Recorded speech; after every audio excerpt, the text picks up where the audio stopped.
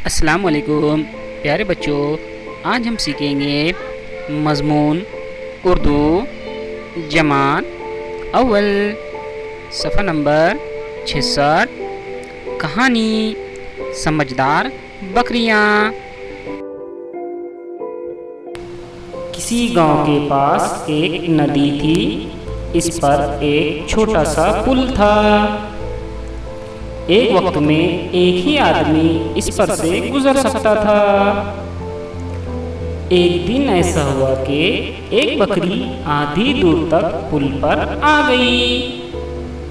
उसने देखा कि सामने से दूसरी बकरी भी आ रही है।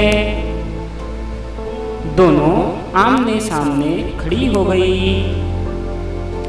दोनों में से कोई भी ना आगे जा सकती थी और ना पीछे।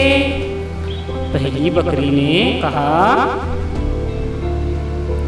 मैं बैठ जाती हूँ, तुम मेरी पीठ पर पांव रखो और चली जाओ। वो नीचे बैठ गई। दूसरी बकरी इस पर से गुजर गई। अब पहली बकरी खड़ी हुई, उसने भी पुल पार कर लिया। इस तरह दोनों खुश खुश अपने